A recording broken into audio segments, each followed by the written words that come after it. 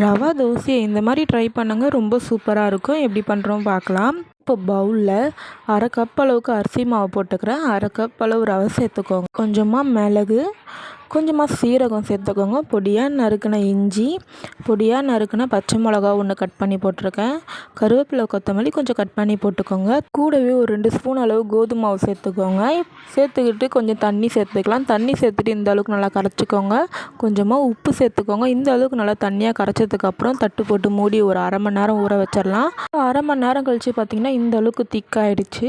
ஒரு வெங்காயம் கட் பண்ணி குட்டி குட்டியாக போட்டிருக்கேன். கூடவே ஒரு அரை கப் அளவு இன்னும் கொஞ்சம் தண்ணி சேர்த்துக்கலாம். சேர்த்துட்டு இந்த அளவுக்கு நல்லா தண்ணியாக கரைச்சி எடுத்துக்கோங்க. ரவை தோசைக்கு இந்த அளவுக்கு தண்ணியாக இருந்தால் தான் ஊற்ற முடியும். கல் நல்லா சூடாகிட்டோன்னே இந்த அளவுக்கு ஊற்றிட்டு மேலே கொஞ்சம் எண்ணெய் போட்டு இந்த அளவுக்கு நல்லா முறுமுறுன்னு சுட்டு எடுத்திங்கன்னா சூப்பரான ரவை தோசை ரெடி. இந்த மாதிரி ட்ரை பண்ணிங்கன்னா உங்கள் தோசை ரவை தோசை பிஞ்சு போகாது. ரொம்ப சூப்பராக மொறுமொறுன்னு வரும். நீங்களும் ட்ரை பண்ணி பாருங்கள்.